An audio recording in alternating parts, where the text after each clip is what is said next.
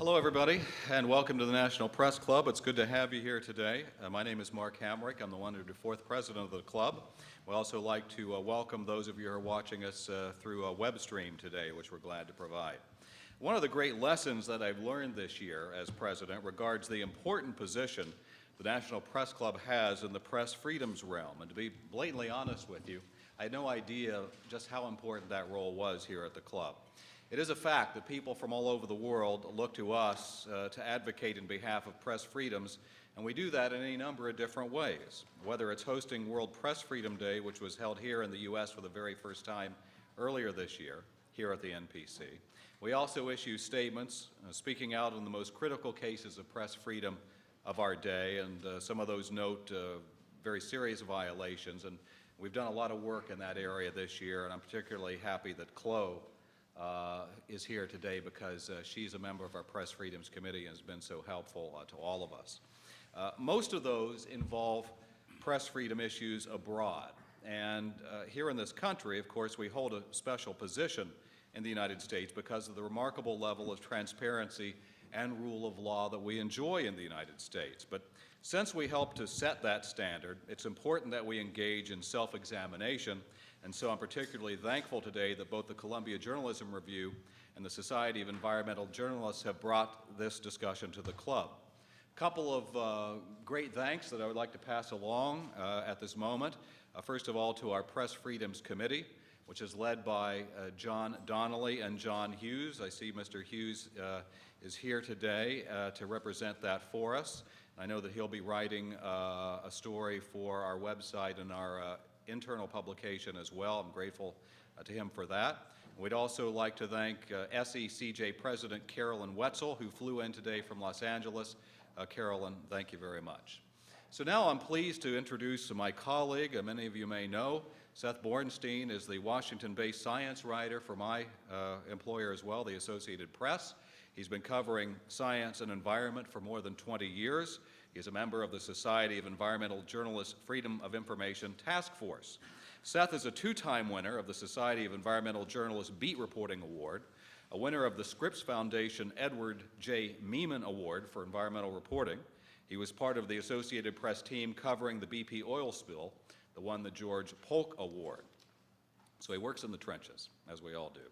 He was part of the Miami Herald team that was a finalist for the Pulitzer Prize covering the 2003 Space Shuttle Columbia disaster. So I'd like to thank Seth and all the other panel members who have helped to bring this together today. I have some other duties that I have to attend to, so I'll leave it in your hands. But if you would, please give a warm National Press Club welcome to my friend and colleague, Seth Borenstein. Thank you.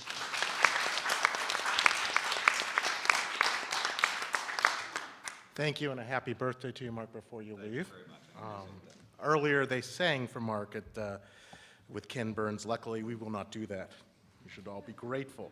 So let's get right to the panel here, because we have a very good panel here. So let's let me quickly do the introductions, and then we'll go right into it with some questions and answers, and we'll take questions from the audience. And we'll take questions via Twitter if you either use at SEJOpen, SEJOPEN, or hashtag SEJOPEN. We've set up that account, and we will take questions that way. So our first panelist is Curtis Brainard, who is who covers science, environment, and medical news for the Columbia Journalism Review. And he's been doing that since 2006. In January of 2008, he launched the Observatory, which is at www.cjr.org. He's CJR's first full-time department dedicated to critically analyzing science coverage in the media and the challenges facing science journalists today. Joe Davis has been writing about the environment since 1975, when he got his PhD in English. After working on an encyclopedia about the Great Lakes, he moved to DC, where we do not have one, and did a stint at EPA's Water Office. He's written for the Potomac Basin Commission and spent a decade covering environment and energy at CQ's weekly report. Right now, he is the director of the Society of Environmental Journalists Watchdog Project, edits the Watchdog newsletter, and produces SEJ's Daily News Digest, its tip sheet newsletter, its website, and its other online media. For the last 15 years, he's focused major attention on improving access to environmental information for both journalists and the public they serve. That website to find Joe's work is sej.org. You will also find there all sorts of information about the Society of Environmental Journalists' upcoming conference in Miami in about 2.5 weeks, 3 weeks, about 2.5.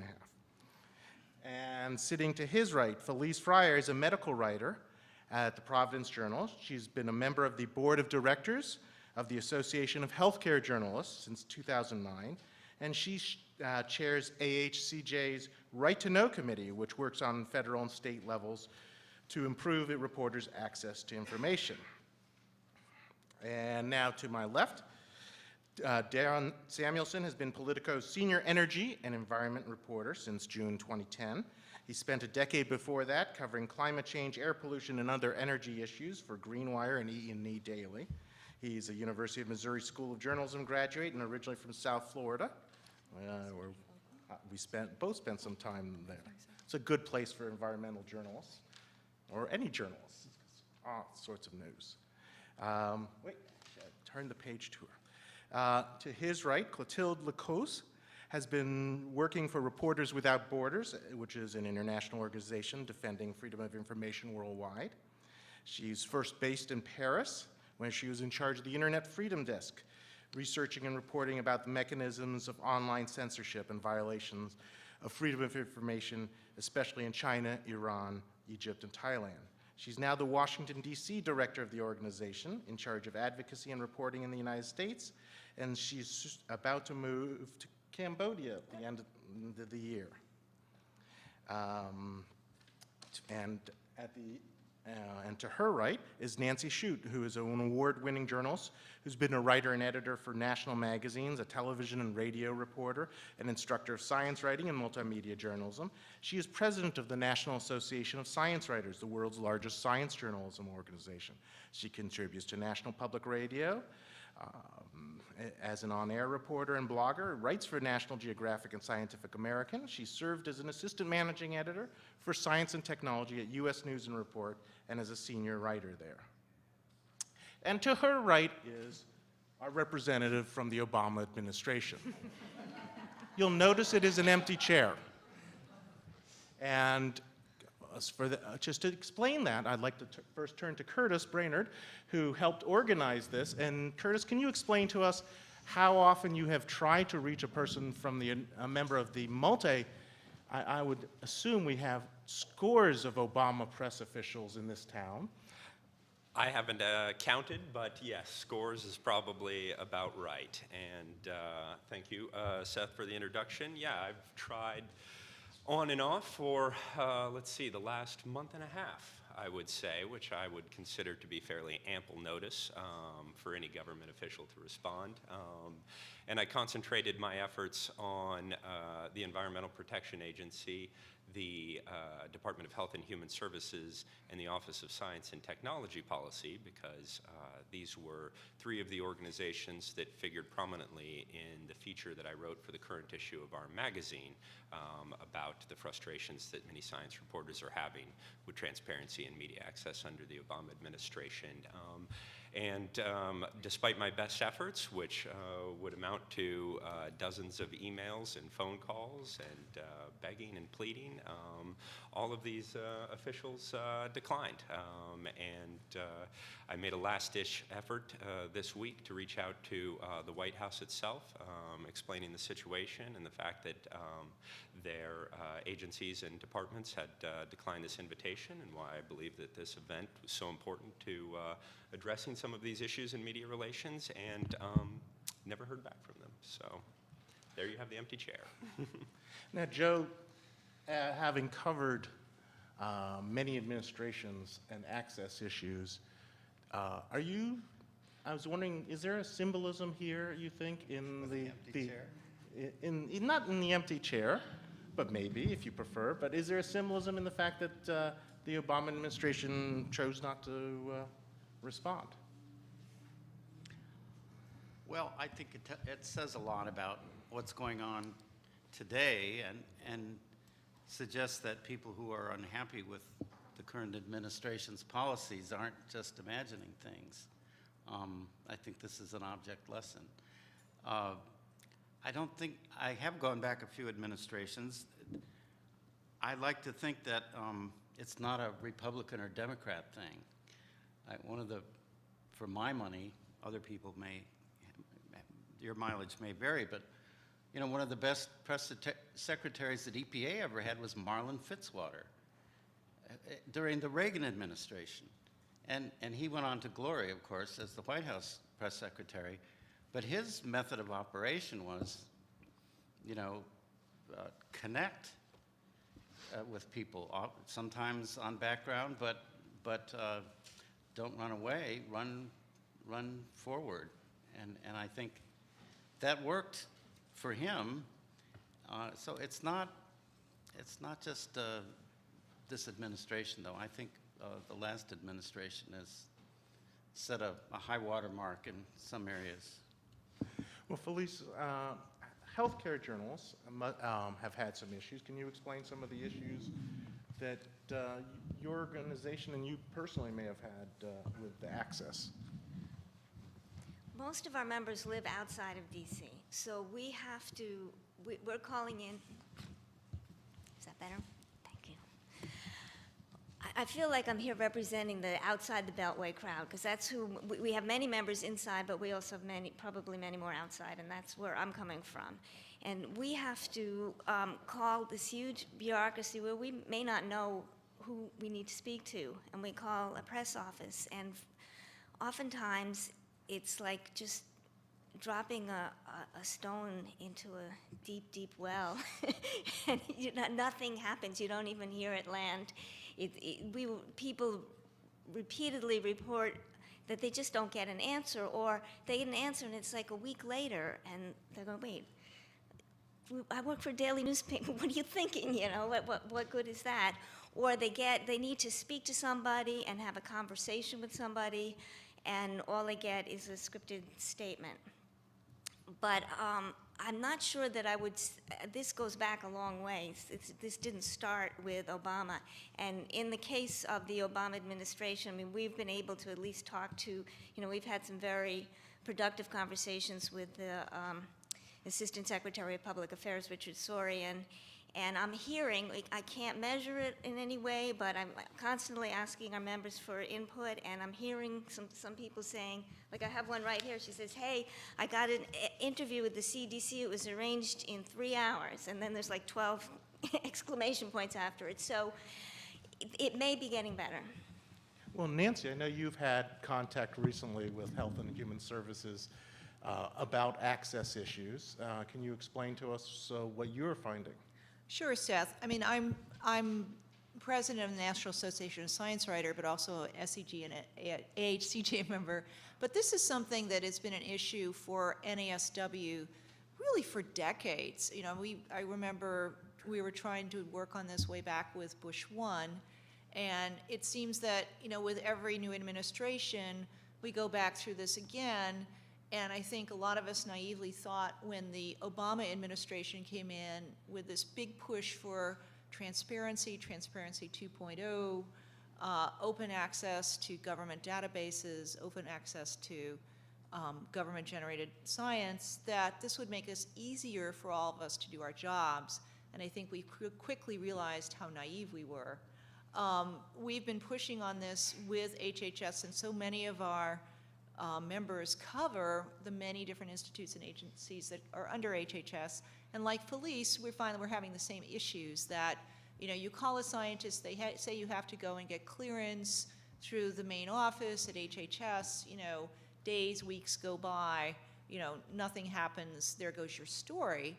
And I think that, what we're missing there is the ability to cover stories that are, I'm not talking about controversy. I'm not talking about politically fraught issues. I'm talking about good, solid science that was financed with our taxpayers' dollars and that we as journalists are just unable to cover because of the situation. So we talked a lot about, I think it really came to a head earlier this year for us. And so we wrote a letter and sent it to Secretary Sebelius, just spelling out the fact that the pre-clearance issue was really hampering our ability to fully and properly cover the activities of HHS. We sent that letter in the summer and have heard nothing back. Zippo squad. So I guess you see just how much clout we have in Washington. But I do think it's a sign that, we really need to work together on these issues because, if individuals bring it up or even individual organizations, it sounds like we're just whining. Okay, well, I mean, you mentioned the Obama administration coming in, talking about Transparency 2.0. Just happened to have a memo that the president signed shortly after coming into office, and it says, "My administration is committed to creating an unprecedented level of openness in government. We will work together to ensure the public trust and establish a system of transparency, public participation, and collaboration. Openness will strengthen our democracy and promote efficiency and effectiveness in government." The next section is subheaded, "Government should be transparent." Darren, didn't President Obama get an award for openness and transparency in government? And didn't Politico write a very interesting story about that? Can you tell us a little bit about that award and what makes that award so interesting? Sure. I didn't write the Politico story, but did my homework after you asked me to put 50 copies out there. It was a award congratulating him on transparency that was done behind closed doors. The award was presented to him by, I believe, some of the organizations that are here, saying thank you for the transparency memo, thank you for what you've done. And then, if I'm not mistaken, the White House had planned to do it publicly, but changed it at the last minute, and there was no White House press pool allowed in, no reporters, no photographers, so there you have it. Pretty ironic, fun story for Politico to write about. So if Felice talks about being outside the Beltway and the difficulties of outside the Beltway, for people inside the Beltway, there is practically no more inside the Beltway media than Politico. Is it better for you guys? Do you have a lot more access? Do you get responses? Tons, yeah. They love us. No. I mean, there is certainly something to be said for being, Politico and them knowing that they can get their point of view out into the bloodstream fast, whether it be through us, the New York Times, the Washington Post. I'm sure the AP too, on occasion, whether the First Lady's off doing a Target shopping tour, for example. But there is something to be said for who we are and them responding to us. But at the same time, we have to work our butts off to get a lot of what we need too. I mean, it entails going to events and staking out events and standing outside and figuring out where Lisa Jackson is, using what little information they do give us about her schedule to, go then to the event and try and grab her and ask her a question, while the press people are, of course, shuttling her away, saying, please call the press office, and you know where that goes. Well, no, where does that go? Usually, you might get a statement an hour or two or three later, maybe faster if you've got a fast deadline. In Politico, we do turn things around pretty darn fast, so usually I'm emailing someone saying I need a response 14 seconds ago, and then filing another story when the response comes in, if it does come in. So that's sort of the world that I think a lot of the press people do operate in, is instant responses are necessary for, inside the Beltway reporters. Now, Claude, to be, here we are complaining quite a bit. This is, to give at least some credit here, we're not getting shot at. Is this a little, compared to what you're used to dealing with, is this a minor thing, or is this an important thing that we should be more worried about, even if we are not, threatened with our physical bodies? Yeah. Everybody has its own problems at its own level. And of course, it's definitely not the same situation. But we've been publishing, for example, reports on environment and press freedom. It's been 2 years we've doing this, because we noticed that the more you report on environment and science, the more you get harassed by some governments. I mean China, I mean Iran, I mean Egypt, and mainly the countries I've worked on. But I think it's very important that you raise the issue, because otherwise the journalists who are under attack and under pressure because of what they do and because they cover environment, how will they promote the rights that they have? So if you don't have any concern on what is going on because it's less important, nobody will fight for it, because don't wait for Chinese journalists covering environmental issues to raise the point that, oh, by the way, US journalists, they're not happy with the job that they have to perform and the way they have to perform it. So, so no, I think it's very important that you are here today to raise that, and that's why I'm here.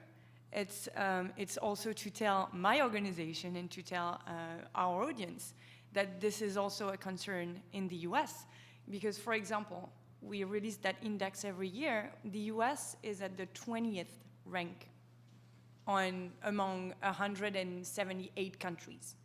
20th position. That's good. It's not first, but that's good.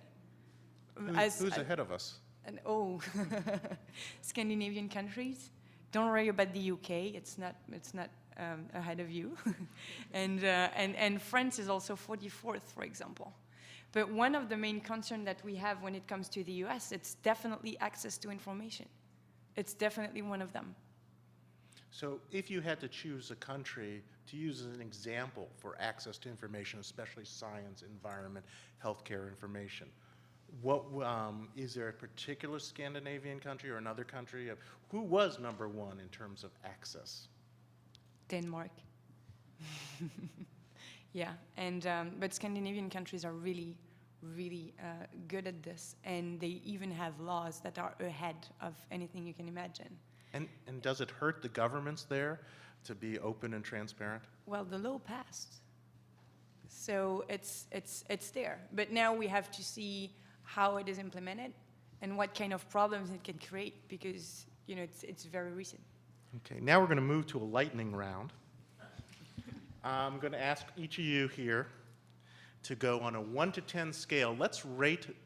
I would like you to rate the current administration and the agencies that you deal with on a 1 to 10 scale of openness, with 1 being Soviet-style Russia, for those of us who are old enough to remember, and 10 being Denmark.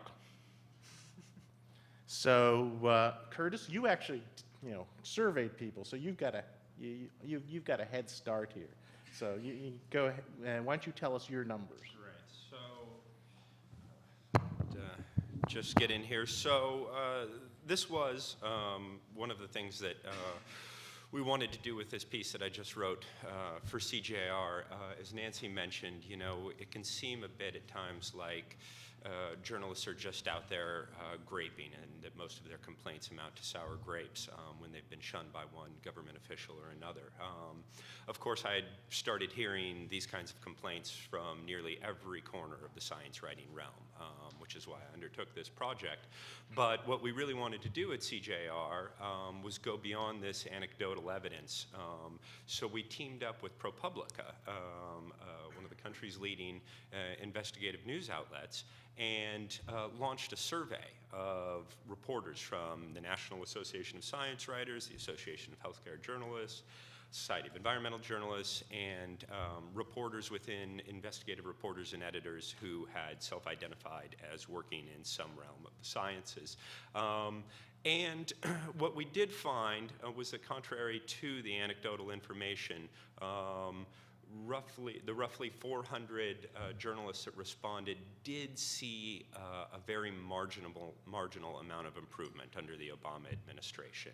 We asked them specifically to rate 4 categories: the need to get permissions to speak to scientists and officials, the need to have a press officer sit in or attend interviews with scientists or officials, the speed and processing of Freedom of Information Act requests, and the provision of data and other information online. And then, of course, we also asked them to rate the Obama administration overall. And the one area, the only area, I should say, in which the Obama administration had seen market improvement was the provision of online data. And that's largely due to the Open Government Initiative and sites like data.gov, clinicaltrials.gov. There has been a lot of public data released online. But in all of the other categories, Obama was just a hair's breadth above the Bush administration. And overall, nobody, the overall response, the majority of respondents were either dissatisfied or deeply dissatisfied with the Obama administration's performance in this realm. And I would just add that personally speaking, since you asked, as I mentioned at the beginning of this event, I encountered a lot of the same frustrations trying to get departments and agencies like EPA to respond to my questions and to answer some of the questions I had about media access. So on a 1 to 10 scale, I'll go with the survey and give Obama about a 5, I think is what our survey found, maybe a 5.5. Joe? Well, compared to Soviet Russia during the darkest days, I would have to say, oh, give them a 6 or a 7. But it really depends a lot on what the standard is. I think we should be shooting for much higher numbers, 9s and 10s, and certainly given the rhetoric. Yeah, I'm really not comfortable trying to put a number on it, and it's not, I don't want to, when Curtis said 5, that sort of came close to what I was thinking, but my interactions with them are not frequent enough, and it's just very hard to gauge that way. But what I wanted to mention one thing about what Curtis was talking about, everyone's happy with data, but we recently had an incident involving an important piece of data that had been public for a long time being taken down. So it's a step backward, and that is the National Practitioners Data Bank, which has a huge amount of information about doctors' malpractice awards, and it's prepared in a certain way that only hospitals and medical boards can see it, but there was an aspect of it called the public use file, which was de-identified. Didn't identify the doctors, but it gave some parameters. And reporters, since forever, have been able to go and if they had done a lot of research on their own, they had the name of a doctor, they couldn't use the database to identify the doctor, but they could connect the dots and get a little more information. And this has been used for some really powerful reporting, pointing out ways in which doctors with multiple malpractice awards and who've done really frightening things were not being disciplined by their medical boards, and it led to changes in state laws. It was really useful, powerful thing. And a reporter in Kansas City was about to, or did actually publish another one of these stories, really excellent, thorough story, about a doctor that you or I wouldn't want to go to after reading this story. But this doctor's lawyer calls up HRSA, and on the basis of that, they pulled the whole data bank, not the public use file, back, and it's now being reevaluated. Even though all these years, everyone knew journalists were using it in this way.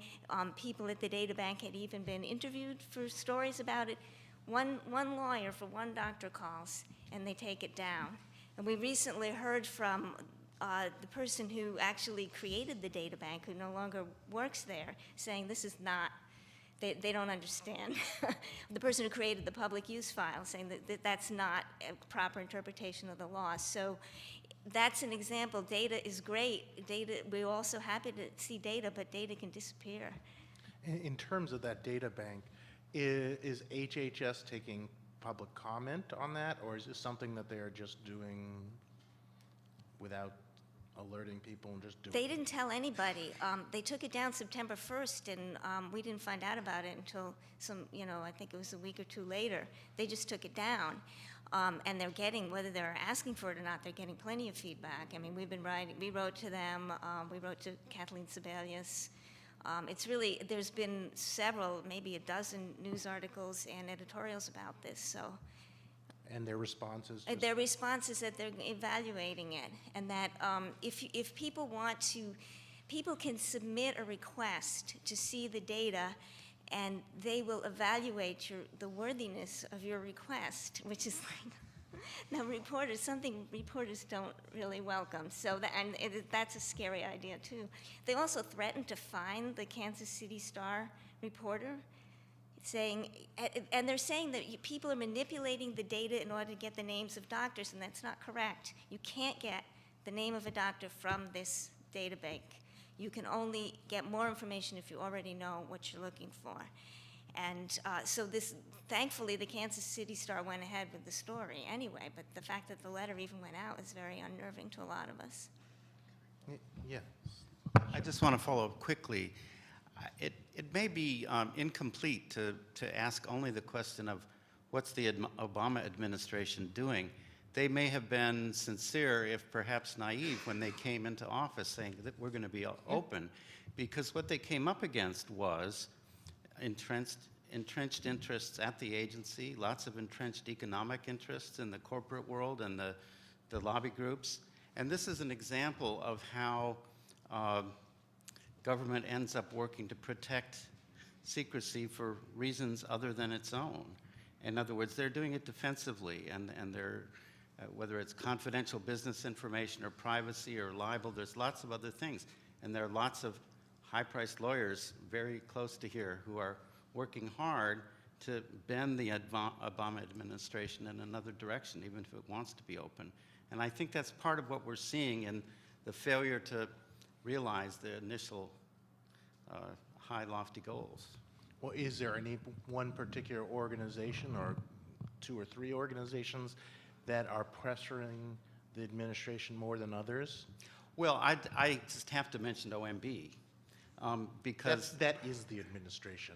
Last I checked, Cass Sunstein was appointed by President Obama. Well, good point. But some of the folks at OMB are, holdovers from previous administrations. And many of the folks at OMB have lots of meetings off the record with big lobby groups, including environmentalists, but mostly corporate ones. And that's where a lot of this stuff happens. But just look what happened to the science policy that John Holdren put out, how many months ago? 18 plus.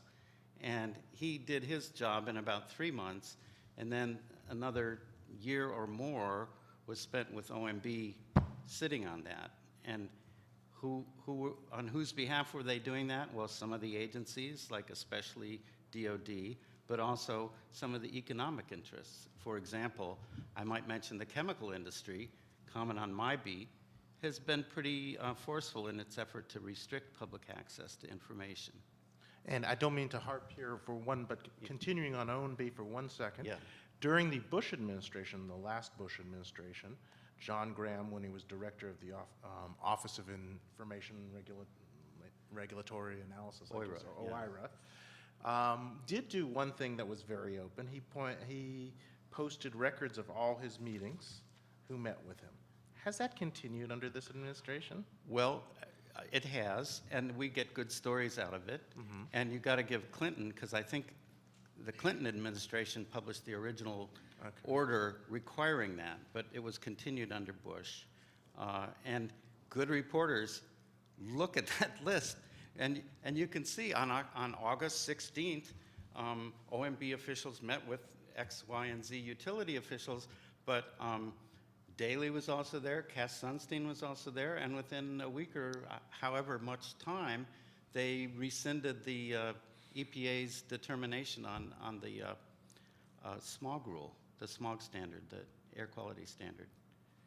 Okay, and that is a good tip for reporters always to go to that website. Yeah, and there's another one, the regulatory agenda, which helps you track what's gone from the agency to the White House and whether it's come back or been buried in the black hole of Calcutta.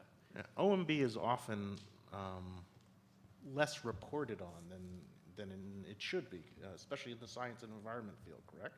Yeah, it's the big story, and we're missing it. Okay. Now, you on this side, you're not, you haven't gotten away from the put you on the spot number question. Darren, how about this stuff? I would agree with Curtis on EPA, put them in the middle, 5 to 6. I mean, by putting out schedules of the administrator and some of the other AAs, you do get a little bit more information than what you were getting during the Bush administration. I got a funny anecdote. I just learned it this morning. I was riding on the Metro and he agreed I could share it and say who it was. So it was Eric Schaefer, who was a former I know Eric, yes. enforcement official who resigned in protest during the Bush administration. But anyway, he says that he filed a FOIA to get Christy Todd Whitman's schedule for 2002 period. And he just got a response recently. When did he file it? I'm not going to remember that, but I believe it was back during the Bush administration that he filed it. He just got a response agreeing to give him the information, but they still haven't sent it over to him yet. So he's still waiting for the 2002 Christy Whitman calendar, which I remember at the time trying to get too. Yes. And you could get little pieces of it by FOIAing specific questions. But you know, now you can get some Lisa Jackson details. He pointed out as well, this was funny, that the deputy administrator, if you look at Robert Perciasepi's schedule, it just says often meeting, and doesn't actually say who he's meeting with or any more specific details. Oh, you don't want to know who he's meeting No, with, do not you? at all. Just the fact that he's having a meeting is plenty. Okay. But I would add, I mean, I cover Congress, which I think is interesting, and it's not an agency, but I put them a drop ahead of EPA just because you can go, you know, to the Hill and wander the halls, and often members will just tell you who they met with or what they're working on, often unsuspecting, or, you know, if you ask the question the right way, you can get a lot of information. So, you know, while things do happen behind closed doors a lot there, you know, a reporter who tries to find out what's going on up there can, and that's a little bit different. Obviously, you can't just wander the halls of EPA or the Defense Department or another agency, or even the White House for that matter, like you can Capitol Hill. So in that respect, I'd say Congress is a little bit better than the agencies. Chloe, you want to give us a grade? You actually have. It will be difficult to give you a grade. I arrived here 2 years ago, so I wasn't here when the Bush administration was in place. But clearly we see a difference, and we think that access to information, even though it is still a concern, is better under the Obama administration. But there is also something that we qualify that kind of perverse. It's when the Bush administration was directly prosecuting journalists for the work they were openly doing and revealing information and, you know, doing their job. The Obama administration is not doing this exactly. But what is going on is, like, for now, it's a totally different subject than the environmental coverage, I'm sorry, but it's something that comes up every time you have a comparison, is that for now you have 5 agents that are prosecuted by the Obama administration because they are interacted with journalists. And one of the case, the journalist is asked to testify as a witness of a national security crime, but not as a journalist, as a citizen. So as a journalist, while you are doing your job and getting information from an agent that is being prosecuted, you can be then asked to testify in court as a citizen, although you got the information as a doing your job and not only witnessing a crime.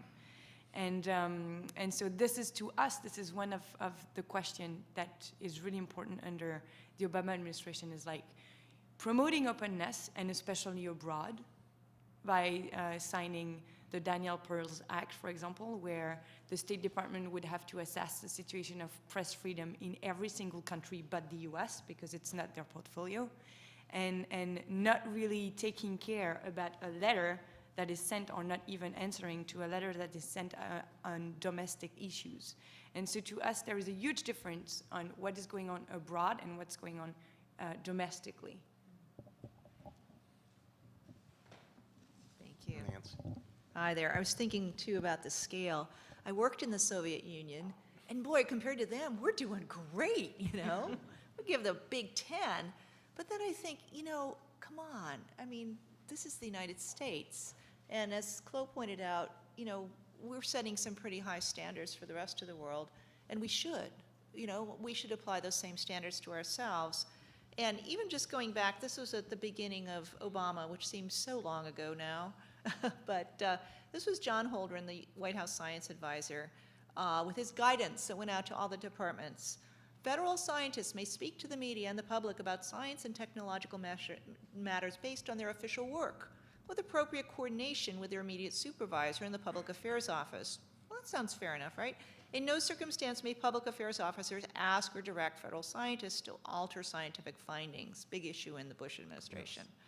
Yes. Okay, that sounds great. Okay, we're off on the right track. And it says, you know, you can't prevent a federal scientist from speaking to the media or dictate which scientist or reporter may contact, you know, that sort of thing. So then you go, and just last week, actually, HHS released its new guidelines for PIOs on dealing with the media.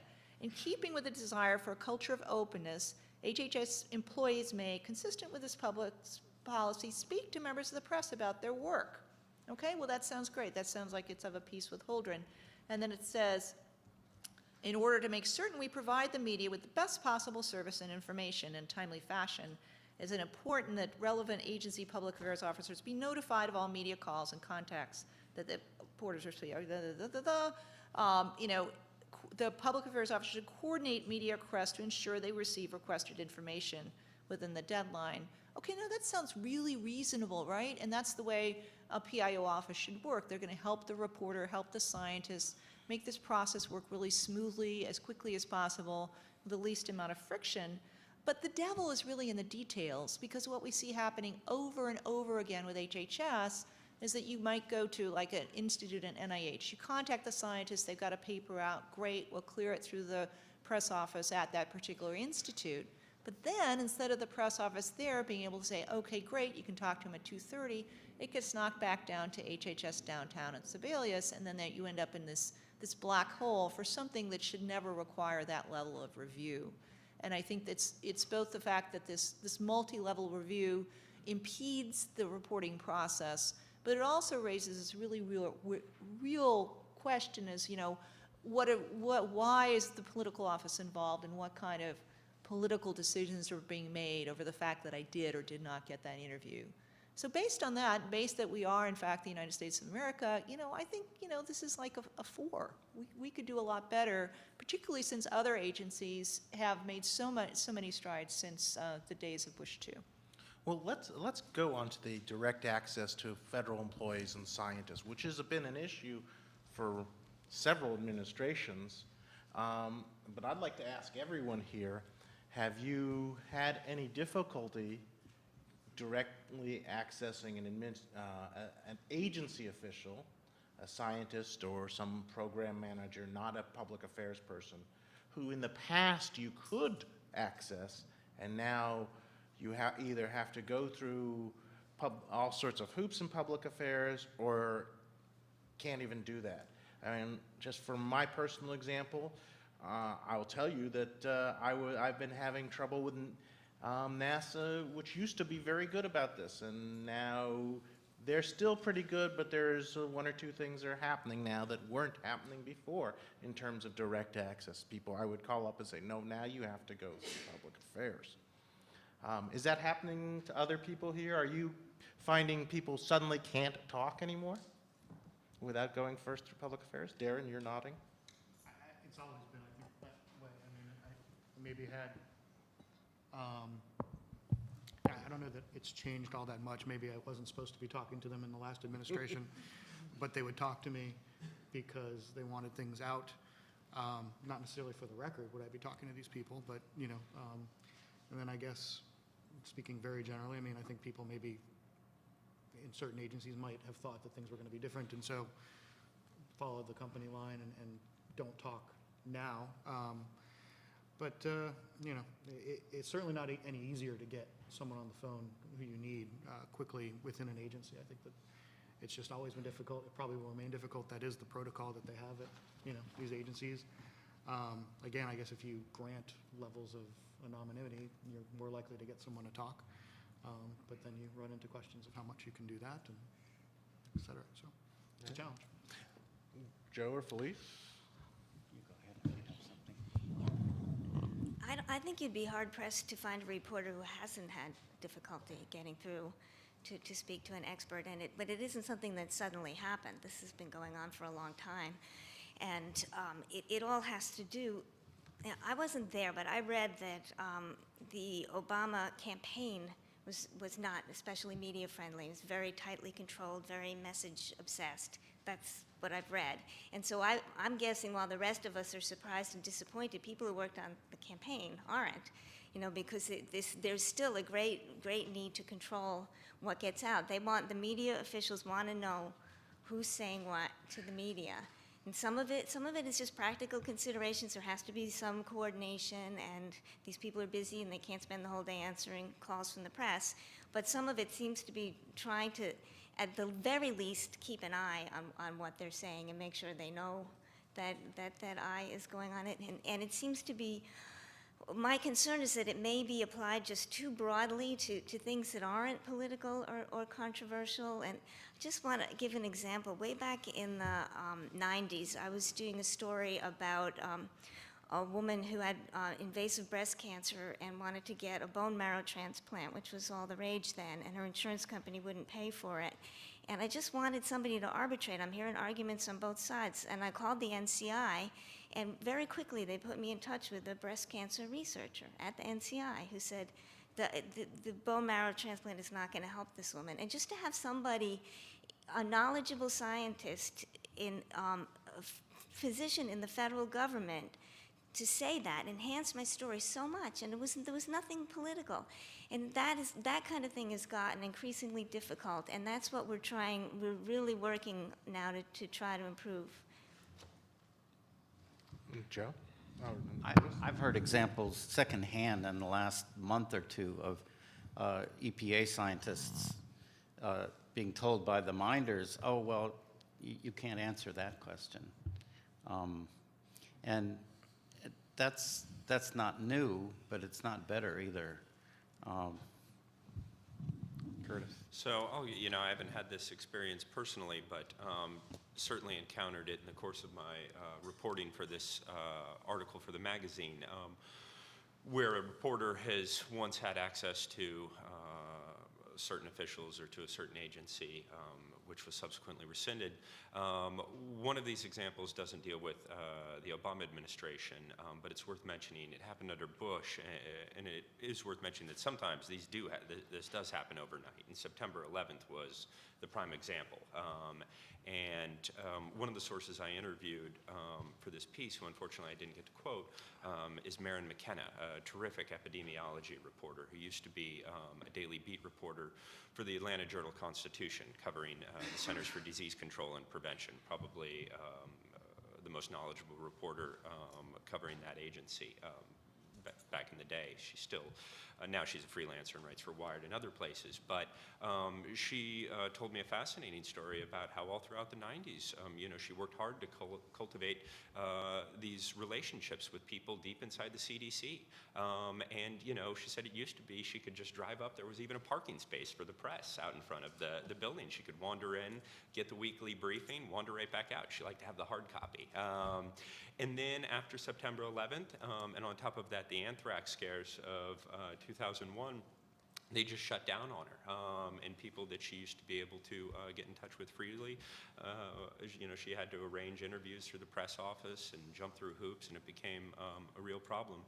Let me give you one more example, because this one pertains to the Obama administration, and this was something else I wanted to use for the report but didn't get the chance. And this comes from Christy George, a reporter out in Oregon, formerly for Oregon Public Broadcasting, and a former president of the Society of Environmental Journalists, who told this story for a recent, 2010 edition of SEJ's journal. And I'll just read the first couple paragraphs because I think they're pretty revelatory, because Christy wasn't among those who really had a problem with transparency. So here's what she writes. A confession. For a long time, I didn't experience the access shutdown reported by so many other SEJ members. I don't know if it was the agencies I covered, OPB's reputation for balance, or my relative obscurity far away from the Beltway, where so many SEJers on deadline run into brick walls when they ask for interviews with federal workers. And then came one raw, rainy December day in Corvallis, Oregon, when I arrived at the home of an eminent IPCC author, this being the Intergovernmental Panel on Climate Change. Just as I gratefully accepted a warm cup of Earl Grey tea, his cell phone rang. On the line was a USFS, United States Forest Service, communications person in Washington, D.C., who told the scientist, Ron Nielsen, that he couldn't go ahead with my planned radio interview. Nielsen worked for the Forest Service and Oregon State University, and I had interviewed him about climate change and forests for a TV documentary I produced in 2007 during the Bush administration. To be clear, I had called several days earlier and requested permission through appropriate channels to debrief Nielsen about a paper he was presenting the following day at the American Geophysical Union meeting in San Francisco. I had explained that my story wouldn't run until after he presented the paper publicly. No dice, no explanation, just no. So there you have it. And the date, that was during this current administration? That was during the current administration. This was a source that she had interviewed with ease during the Bush administration, who became unavailable to her during the Obama administration. Well, let's go to another issue that many reporters have had, the Freedom of Information Act. I know most of us here have used it.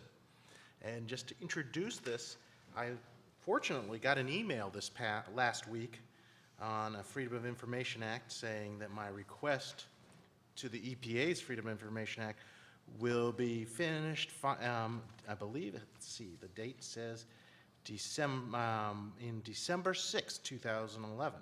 That was dated September 29th. The previous email from EPA for Freedom of Information Act was it should be completed by January 15th, 2011. Before that, it was, we should be having it soon. We have so many. The date of my request was July 23rd, 2010. That was about the BP oil spill. So it is now going to be at least a year and a half, depending on if they actually finish this deadline this time, which, considering some requests is quick, considering others is not.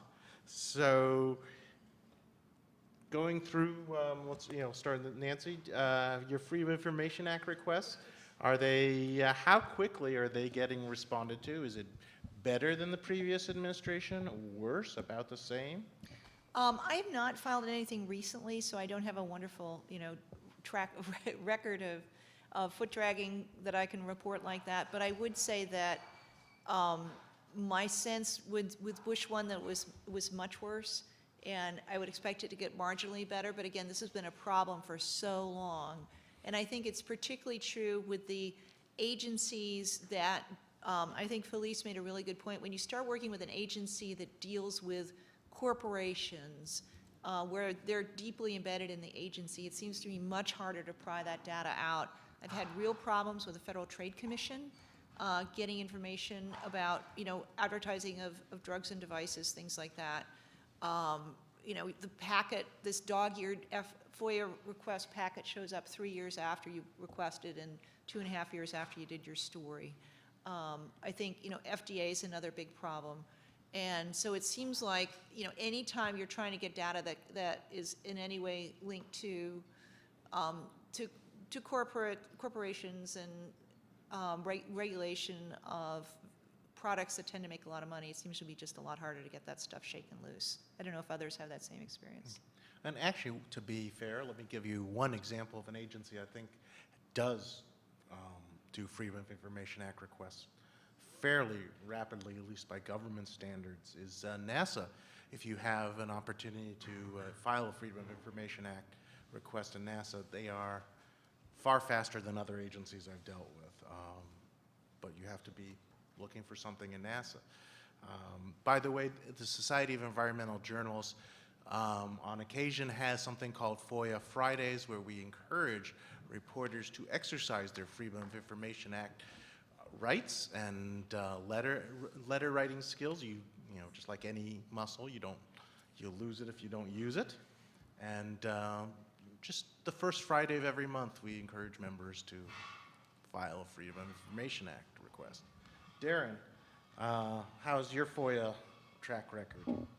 I just have a funny anecdote. I guess I I guess at the start of this administration, I finally got a FOIA request answered that I had filed with the previous administration, which kind of explains maybe why it got released so quickly.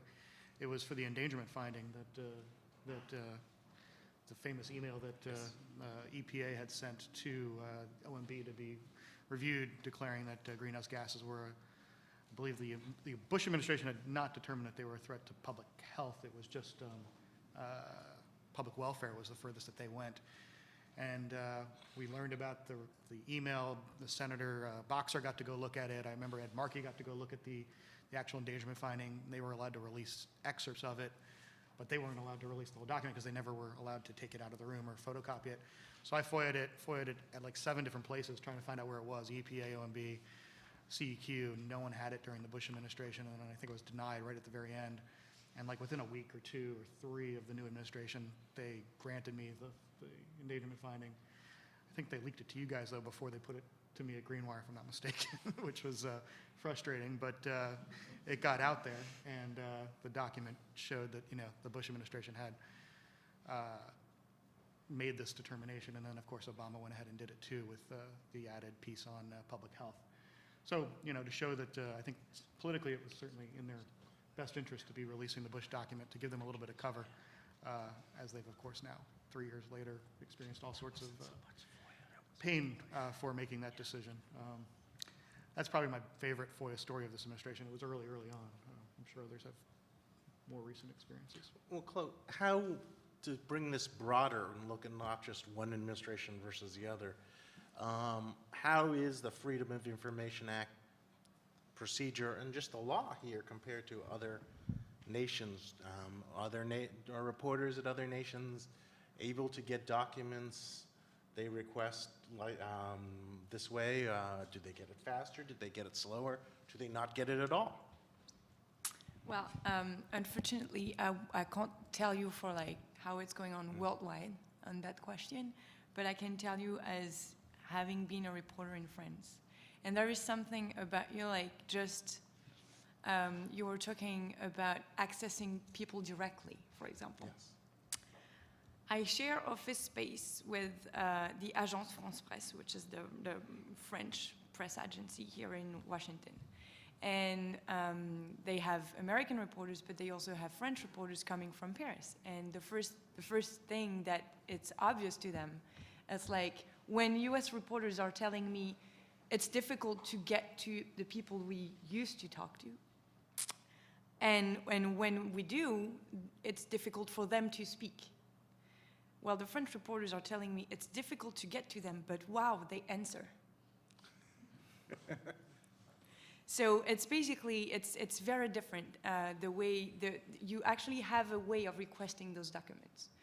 In France, for example, they have that policy where they want to be an open government, but it's not something you can do right now. You would have to go through your, you know, like very small level mayor or, you know, administration to get to these information, but there is no, from the government point of view, they won't give you that information right now and like this. And even it won't take a year and a half. And it will be much longer because there is not, you know, like that kind of system that has been built so far. And also regarding the Obama administration, if you compare it to the Bush administration, I'd just like to quote an article that I read on the Reporters Committee for Freedom of the Press has a magazine called The News Media and the Law, and this one, summer 2011, there is a really good article on the Freedom of Information Act, and they say that one area of success under the Obama administration has been the government's ability to significantly cut back on its backlog for FOIA requests. It had more than 130,000 incomplete requests in fiscal year 2008, but that number dropped by nearly half to almost 70,000 in 2010. And on this side, any FOIA? Curtis, have you exercised your FOIA? Or Joe? Well, I want to beg off and say I mostly coach and consult rather than directly lodge FOIA requests. But there are measures, but they are deceptive measures. Every agency has to do an annual FOIA report that talks about a lot of things, including their backlog. And the Obama administration forced all the agencies to come up with plans for reducing their backlogs, and by God, they have been doing that. But those, and so give this administration some credit, but understand also that the numbers are deceptive because, I don't know, some huge fraction, like 5/6 of the FOIA requests are typically by law firms and trade associations and companies trying to get government information they can exploit somehow. So the press requests are more sensitive from a political standpoint. And even my friend Darrell Issa he's caught, he seems to be saying that he's caught the administration red-handed, politicizing FOIA responses. But this is not the first administration that's done that. And so how do we reduce that backlog? Well, it's the backlog of hot potato requests like yours and Darren's, that those are the ones that go up the food chain and often include a lot of different file cabinets, and those are harder to do. And those are the ones that aren't getting taken care of. My friend Mark Schlefstein at the New Orleans Times-Picayune got EPA or some other agencies to grant him expedited status for a request on some information from Katrina, and that's now 5 years ago plus, and he still hasn't gotten the information, even though it's been expedited. And I used to run a weekly story in which I noted that he still hadn't gotten his information, but it got so boring I stopped it. Felice? No. That noise you heard was my reminder to myself that we should be opening this up to questions. But before we do, one last one, since what you said, Joe, sort of sparked something here in a way. Are we, we have all these improvements, in FOIA response by these metrics. Are we just sitting here being typical, as our editors would tell us, typical whining reporters who don't know we have something good enough when we have it, or are we being legitimately concerned about restrictions and problems? Curtis, this is for you. Yeah, to some extent, reporters can take it too far. I'll go ahead and sort of play the devil's advocate role for a second. One of the people that I interviewed for my report in the magazine was Robert Lee Holtz, a very well-regarded, highly accomplished journalist, science journalist now, with the Wall Street Journal. He made the point probably more eloquently than others, but I heard it from many people as well, that, and it's one that we all need to bear in mind, that the relationship between government and the media is fundamentally adversarial, and that we, as journalists, have a responsibility to push through these barriers, to find access where it is not readily offered. This is part of the reason that a lot of people get excited about their jobs on the government beat, is gaining access to information that does not want to see the light of day. So to a certain extent, I think that we all need to, hate to say this, put ourselves in the government shoes. And, if you were running the government, of course, you might see things differently. And you might be more guarded about your turf. You might have a totally different rationale. And we need to try to understand where the government is coming from. That probably sounds just totally heretical to some of the people in this office, but it's true. It's not always the government's job to give us everything we want. It's our job to go out there and dig it up and make it available and shine the light of day on it. So I think we should remember that. Okay, and let's ask the Obama administration official if he agrees. Oh, wait, I'm sorry. They're not here. Joe? What he said. Okay. Anyone over here want to, are we just whining here, Nancy? Yeah, I want to chime in on that one. Thank you, Chloe. Yeah, I think, listening to it, I thought one of the things I think that we've failed to make our case, which is pretty funny because we're journalists, like we like hard facts and data. But I think that we have, and this is a question that Seth had asked us to think about, we failed to make our case. It's hard to quantify opportunities missed, stories not reported, stories that it could have been much more complete and compelling. But if we don't do that, I think we do end up sounding like whiners that, you know, the government didn't make our jobs as easy as we would like them to be. So maybe what we need to do is call upon ourselves, working through the organizations that we all belong to really try to log when we can say, you know, here's an example. It might not seem like a big deal, you know, but I had to wait a day or I had to wait, you know, a week. And as a result, here's how it impacted my story. And I think that the aggregate of that would make it much clearer to the public why this is important and why we keep pushing on this issue.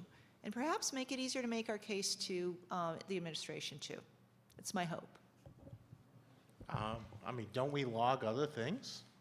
I mean, that's just sometimes complaints about others. The one other question along that line, and then let Felice answer, and then we'll go out to questions here. I agree totally with what Nancy is saying, and I think it's really important, and I've asked the members of AHCJ to just send me a note every time you have an interaction with the federal government, positive or negative, because you can forget about it afterwards. But I also think we should take it to another level and actually report on it when it's relevant to the story.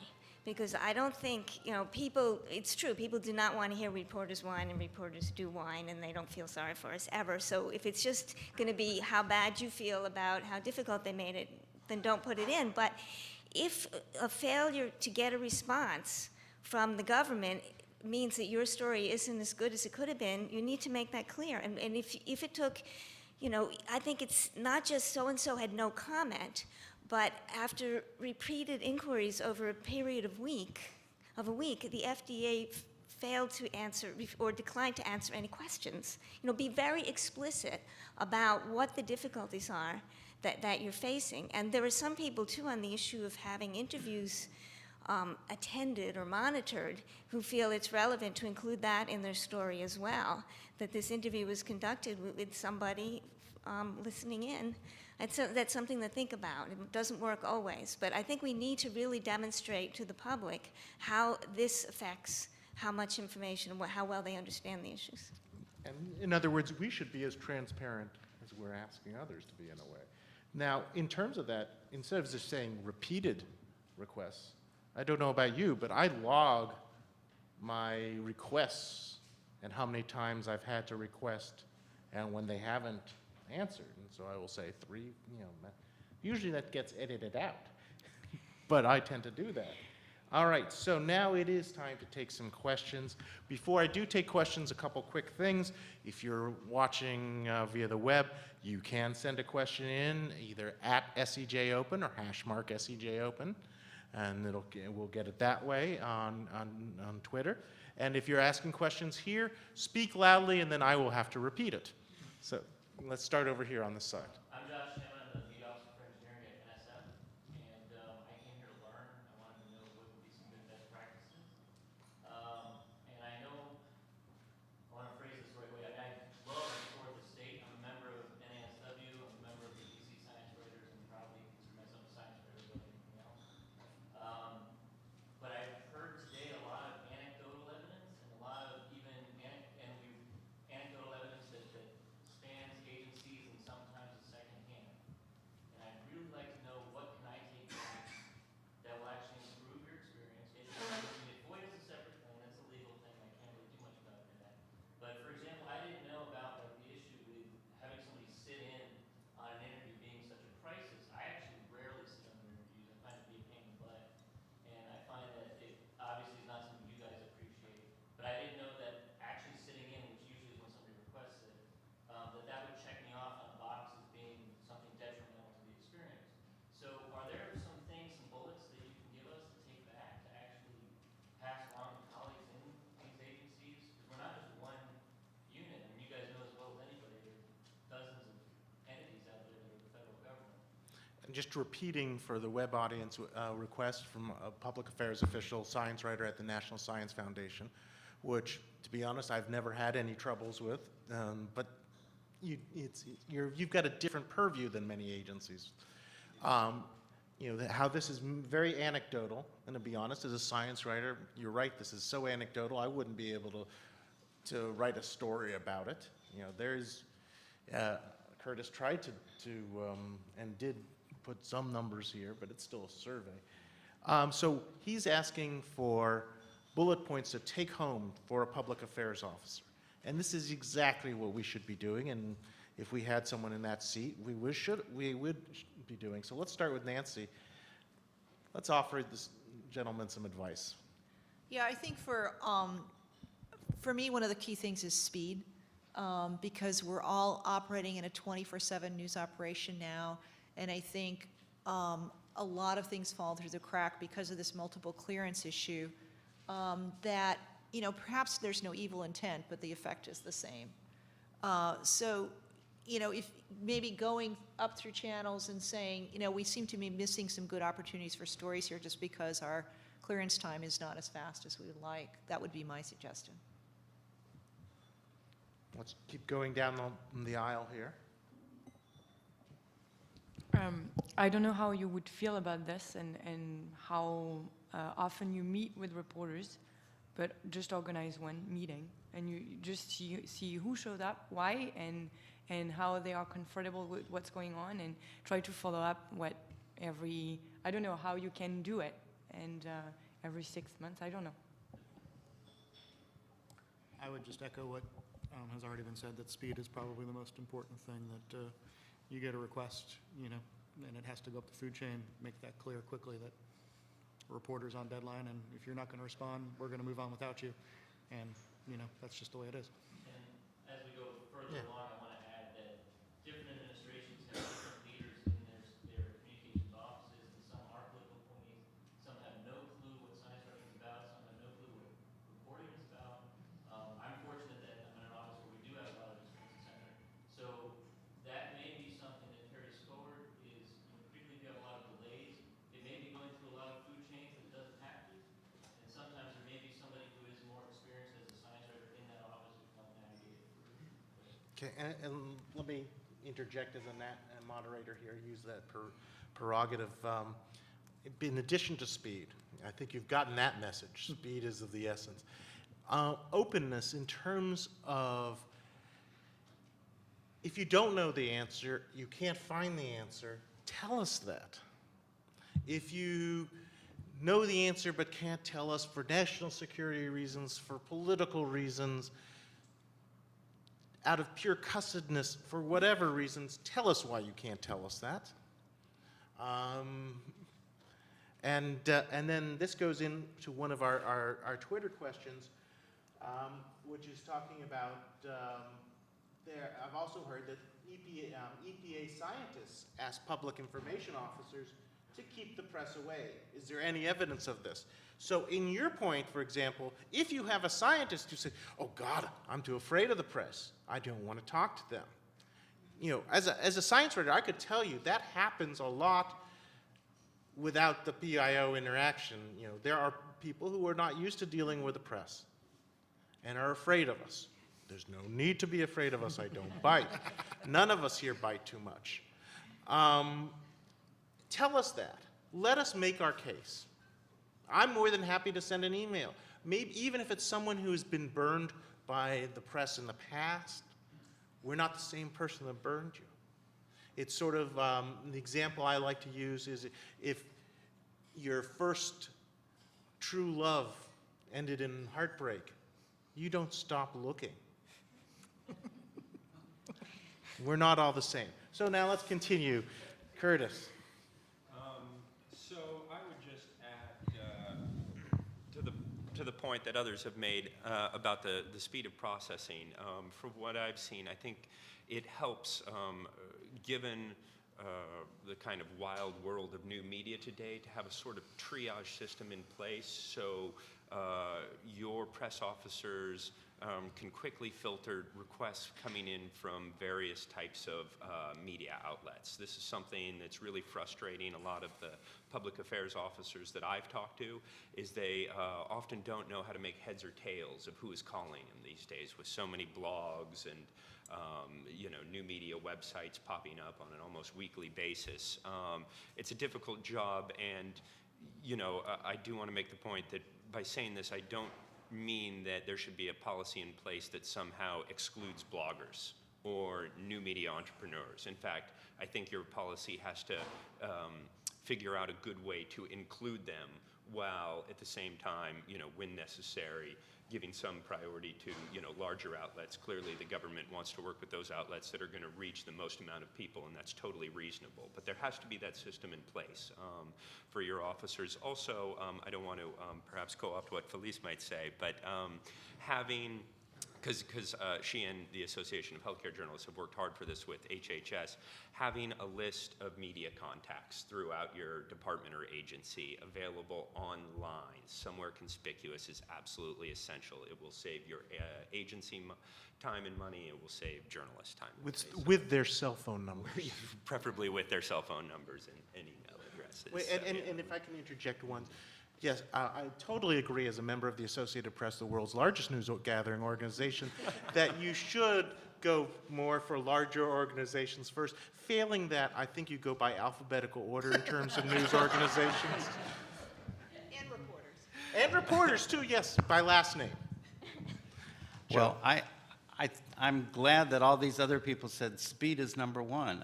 A quick callback is everything, even if you can't tell someone anything. It means that there's a sentient human being at the other end of the line, which, okay, now I want to stop and say, well, EPA has, I haven't counted exactly, but something like 20 line-level press officers, at least on their phone directory.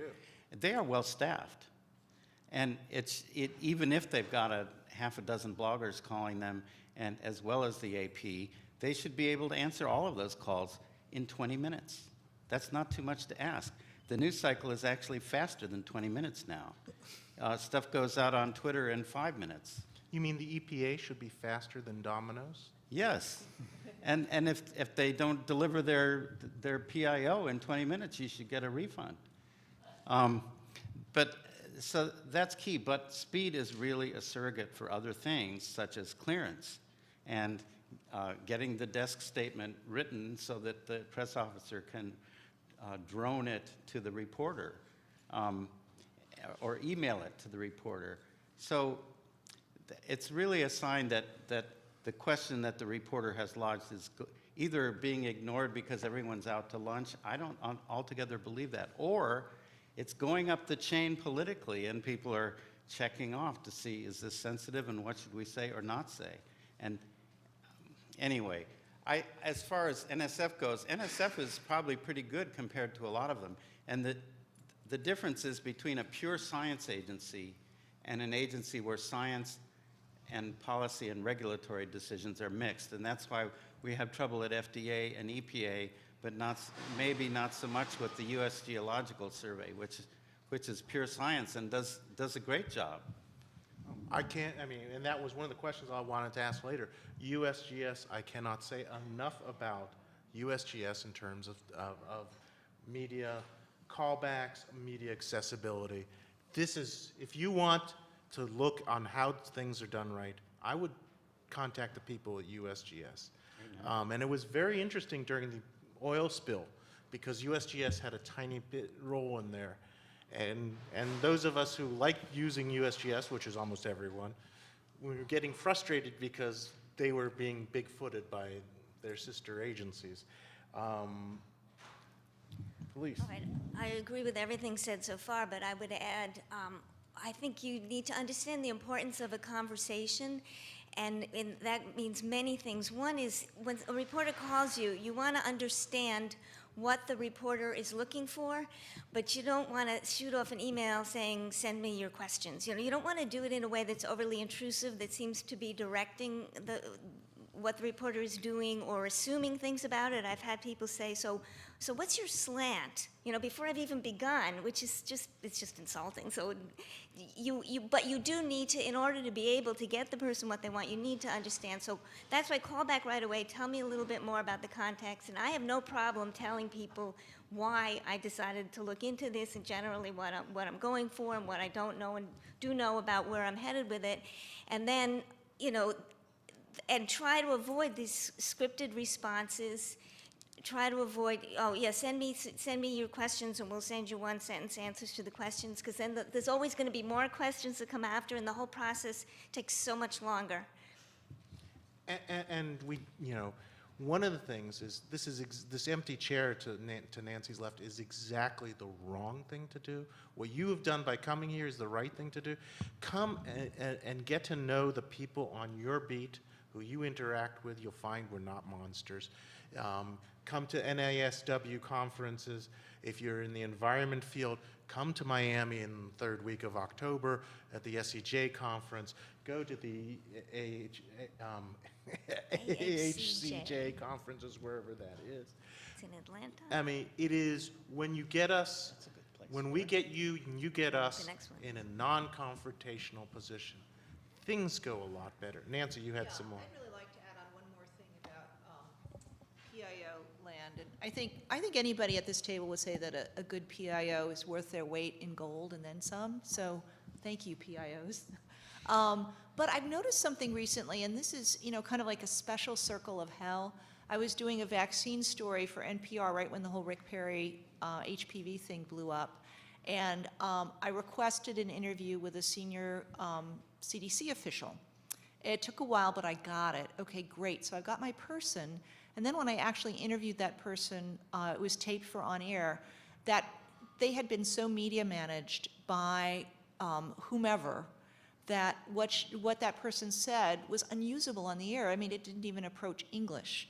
And I listened to it with some producers at NPR, and we're all just kind of going, oh gosh, you know, I mean, there was like nothing, not even a little snippet you could pull out of there that actually conveyed useful information about a major public health issue.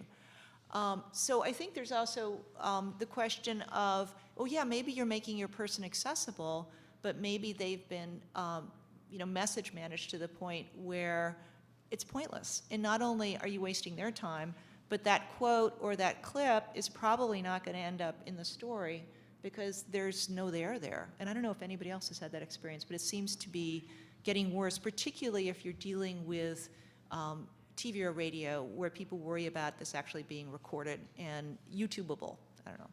Yeah, it matters in print too. You can tell a stilted statement, or you can tell a statement that actually has no content, you know, when it's in print. I've often had to just totally give up on the person because I couldn't get them to actually talk to me. See, if you at least give me them, I feel like my skills are going to be able to take someone like that and try to get them to loosen up. You know, sometimes I'll fail, but at least give us the chance. I mean, we'd rather you not overmanage them, but if you at least give us the chance. But what Nancy just brought up is a good time to segue into a question from Twitter, from Judy W. And she asked, is there a difference in response times and access when reporting on a controversial publicized issue, such as many science issues? Gee, Nancy, why don't you start with that one? Okay, I'm sorry, run that by me again? Is there I was watching the Twitter feed, I'm sorry. Is there a difference between controversial issues and the access and the speed you get answers to, and less controversial issues? Well, yeah, but that can be good and bad. I mean, it depends, you know, whose side you're on and what you're trying to get. I mean, especially since I'm lucky because I'm in DC, so I often don't have the problems that, I think that's a really real problem that Felice points out. If you're outside of DC, trying to get into these agencies, it can be tough. But I mean, sometimes if it's a hot issue, then it bumps up to the top of the press office list and you get faster actions. And if you're trying to put together an important but, you know, long-term feature story, then they're kind of like, yeah, you know, not so important. On the other hand, if it's a controversial subject and they really don't want to have their people in the news this week, then you're just out of luck. So I think it cuts both ways. Any other, wait, let's go, Joe. I certainly want to address this. The last thing I care about is good PR for the agencies. But if the agencies wanted to do good PR, they would respond even quicker to the hot potato items, not slower. I have a colleague, it's no secret, Ken Ward, the head of SEJ's Freedom of Information Task Force. He asked EPA for a response to a question that had come up in another outlet on something that had to do with Lisa Jackson, EPA administrator's personal integrity. And he just, it's already in print, all I want is a reaction. They said, wait, we don't have a reaction yet. We want you to hold your story. And his editor would not hold the story. And EPA press office got furious and said, this is terrible what you've done. But it's bad PR for the agencies to behave that way. And there's a different standard, you know, in the Senate. Somebody's walking down the hallway, you approach them with a microphone and you say, what about your mistress, Senator? And he's got to have an answer right then and there. And if he covers his face and runs away, that's the answer. And it's meaningful in the PR symbol system. And so agencies who behave this way are hurting themselves, which is okay with me. And I'll just make the brief point about highly politicized science. That this doesn't affect only politicized science, like environmental science and health science. I cited an example in my feature having to do with an investigation into some electron microscopy research at the Oak Ridge National Laboratory. And a reporter seeking information about an investigation of this research was denied. It started under the Bush administration, continued into the Obama administration. I mean, this is the most basic of basic scientific research. There are no applications immediately in sight for the research, not politicized at all, and this was still kept under lock and key. So, And I, to be honest, find that the further it goes up the PIO politicized chain, the longer it takes, the less responsive it is. I mean, I would always prefer to deal with the beat PIO, who I have more of a good, solid working relationship. Before we go to another Twitter question, back there. I'm Michael Halpern, and I blog with the Concerned Scientists. A couple of panelists mentioned the scientific integrity guidelines that came out of the White House in December. Whether or not you think they're specific enough, the agencies are now charged with implementing those guidelines, and I'm curious to hear whether any of your groups or you individually have interacted with the agencies through their public comment periods, through in other ways, to try to get them to improve how they do things and how your experience has been. I'm also curious to hear whether or not any of you have had improved experiences with the Interior Department, because they have finalized their scientific integrity policy a few months ago. I'd love to answer. I just want to say SEJ has commented on EPA's science integrity policy and NOAA's, and by extension, you could apply these to some others.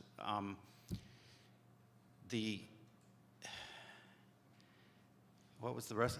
The other part of the question, I just want to say also, it's not enough. I think that's the drift of SEJ's comments on both of them.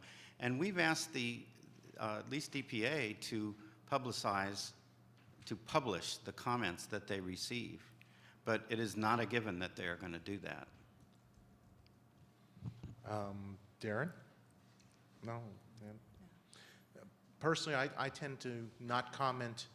You know, it's sort of you don't give political donations, you don't make public comment on proposed rules. And reporters, we'd rather whine afterwards than do something before, to make it really useful. So let's go to another question. My name is Deanna Black. I'm a student and a fellow at the Project on Government Oversight. I'm hearing a lot from Nancy and Felice about the issue of coming forward as an individual journalist and coming off as whiny, for lack of a better term. And I'm wondering how much of this panel is a concern about not being able to access information for a good story versus the fear of losing access to information as a whole, like in the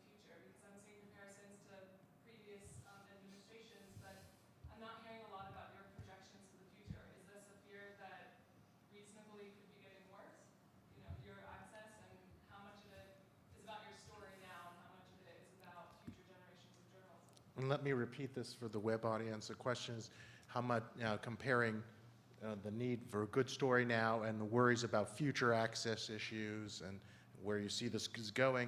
And let me add to that with one friend who did not want to be on this panel for fear of, lack of better words, annoying too much people that this person has to rely on. And there's that balance. You don't want to close all doors by complaining too much. And so let's start with Nancy. How much of this is an issue? Yeah, I think that's a really profound question and one that we tend to lose sight of because we're down here in the weeds of the daily story gathering. And I do think we see this really disturbing trend towards a much greater desire for top-down control of interaction with all aspects of an organization with the media. It used to be it was just like kind of the political Schedule C policy types that had to worry about that. But I think what we're seeing now in some agencies is this systematic effort to push down and really control access to federal workers who are dealing with just everyday daily science. I really noticed this even with, I didn't cover BP nearly as much, the oil spill nearly as much as Seth, but just the dealing with an agency like Fish and Wildlife Service that they refused to release data about, specific species that were killed, Okay. things like that. And so, and then, also the question of the administration's feeling that they now will bypass journalists and go directly to the public through social media or through news outlets that they can control, or in the case of the Bush administration, actually bought and paid for. Okay, and Joe? Well, you say whine like it's a bad thing. I think it's a journalist's job to whine and to wheedle and cajole and perpetrate. And that it is our job to be aggressive and to complain a lot for the people who aren't complaining. And so there's that. But the other thing is I think agencies use the fear of retribution as a way of manipulating, especially the smaller potato reporters, the ones outside the Beltway for smaller publications. But what I've found is that the big-time reporters get preferred advanced briefings anyway because they're the ones that reach the biggest audience. And when they break these rules about going behind the press office's back, they are not punished. They are rewarded with more advanced briefings. So we perpetuate the manipulation by being afraid of it. I think we should not.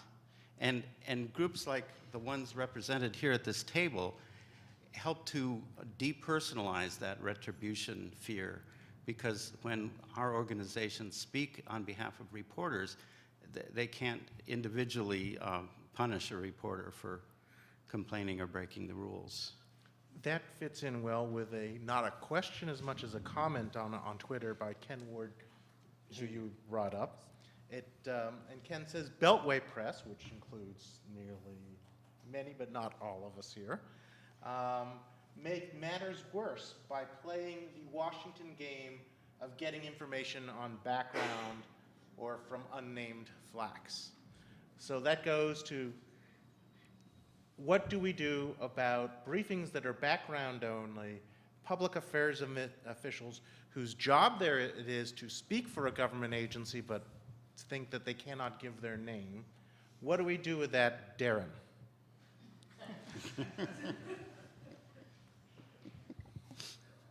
Since Darren, your publication gets an awful lot of these. Oh, yeah.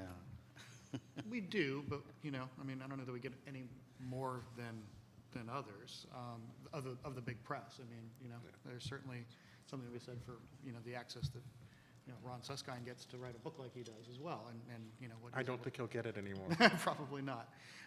Certainly, to answer your question and to answer your question kind of together, sometimes, we get the threats of retaliation if we don't, if we write a story a certain way and we just say, sorry, we're going to do it the way we see it, and will deal with the consequences. And, so someone doesn't talk to you for 6 months, you find 15 other people and you do your job.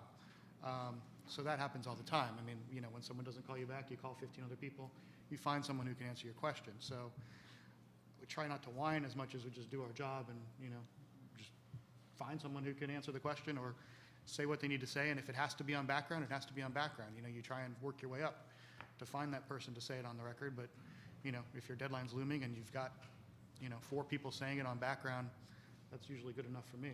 What about the White House on background briefing, Well- where it is the senior official, and the Washington Post, I believe, once printed the government transcript of one of these during the Bush administration, where the government referred to the unnamed senior official, Dr. Rice, unnamed senior official. Or they refer to each other by title, Or- even though or- they're on background, yes. and you can kind of Yeah, figure it out too. There have been some people in journalism who say that if all the journalism organizations said, no, we won't do this, they will stop. But if one says, well, I'll do it even if you all won't, then no one will stop, will go on this. Are we shooting ourselves in the feet here? And are you willing to make, are you in Politico willing to make the pledge that you won't do any, Well, just to take the heat off of Darren for a minute, I.F. Stone never went on background, and he got the best stories.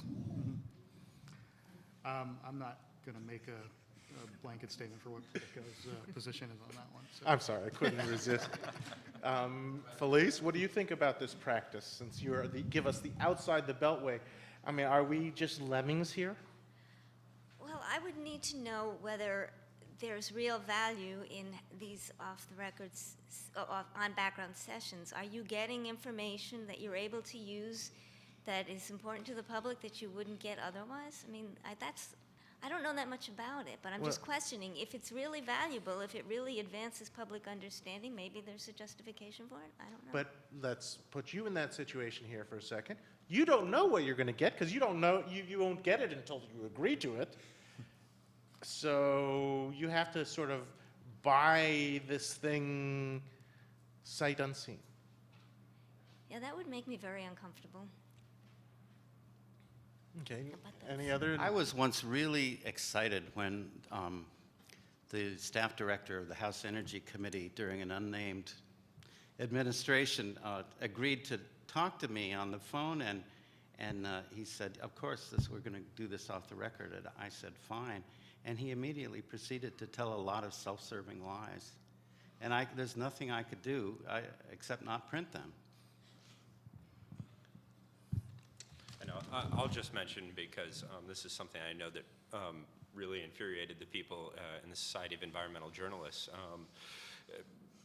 EPA, to its great credit, actually, and HHS has done the same thing with the Association of Healthcare Journalists, has entered into a series of ongoing talks about media access and transparency concerns. And that's unprecedented as far as I can see.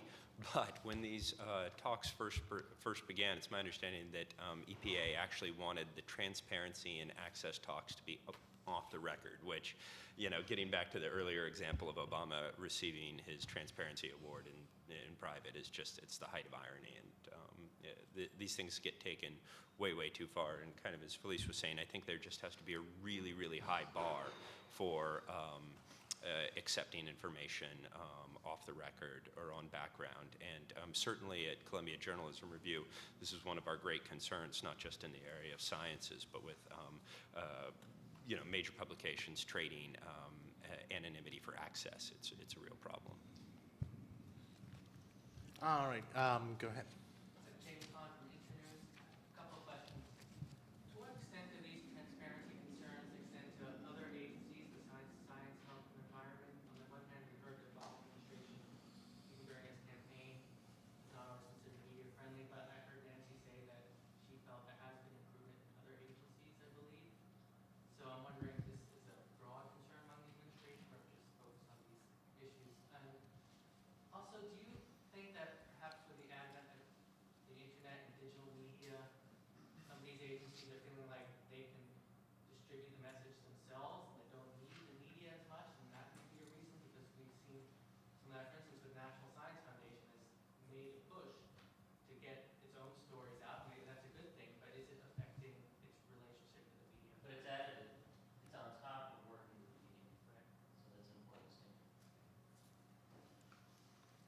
just on answering the second part of that question, absolutely, that the administration, this administration uses, friendly media.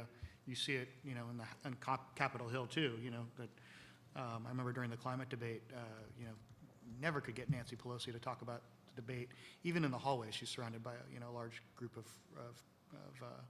security officials, but then she would do a special briefing for liberal bloggers. And you might not even get to see the transcript of that. You just suddenly, all of a sudden, Nancy Pelosi quotes appear, and it's, with the Huffington Post and friendly news outlets, and the right does it just as well, and the administration does it. It's just one of the ways that, we work. And so what we do in that situation is we quote Nancy Pelosi and give it credit to the Huffington Post for getting the interview and move on. It's just kind of one of the ways of doing journalism in this day and age, unfortunately. And to harp on the second part, to add on to the second part, one of the questions on Twitter is the Obama administration just even, not just going to friendly reporters, New York Times and others, are they also just going around us via social media? Is that happening, and is that one of the problems? Have you looked at what they've been putting out on Twitter? It's not a threat, really. It's all just happy talk. Well, actually, going back to 1 second, I'll tell you, it's not the happy talk issue, but now, if you are a reporter covering an agency, you cannot afford not to have your tweet deck on at all times, because the government agencies now won't put out a press release, won't make a call. They'll announce things on Twitter with their 130-character limit. And they'll link you to a website where the rest of it is. No, social media and of various kinds are important, and some agencies are using them well, EPA being one, I must admit. As far as your question about the other agencies, I think it would be fair to acknowledge that this panel and we here have a somewhat limited purview, because we're all pretty much working on certain health, environmental, and science issues, and so we can't see much about Social Security or Veterans Affairs. And that's just the way it is. It's the makeup of the panel. It's sort of like what Curtis writes about, and that's why we don't know everything. And I guess I'll go ahead and take that useful segue to do a shameless plug for CJR here. This story that I wrote came out of an ongoing Transparency Watch project at Columbia Journalism Review, which started with a 4-part package in the January 2009 issue around the time of Obama's inauguration. And just last year, in January 2010, we did a 1-year report card, which found very mixed results, much as my survey in the area of the science has found. Unfortunately, I can't quite remember exactly how various agencies ranked, but I would refer you back to that.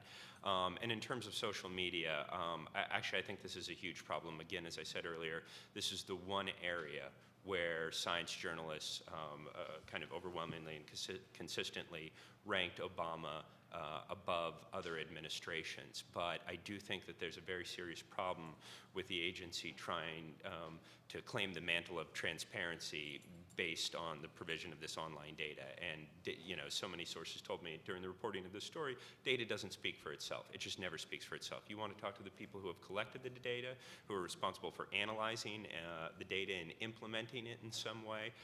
And then actually, I don't mean to speak for Felice, but this was just a shocking story that she experienced, where a couple years ago, or just over a year ago, you were reporting on unapproved intrauterine devices, a form of birth control around Rhode Island. These things had been released into the market and affected hundreds of women.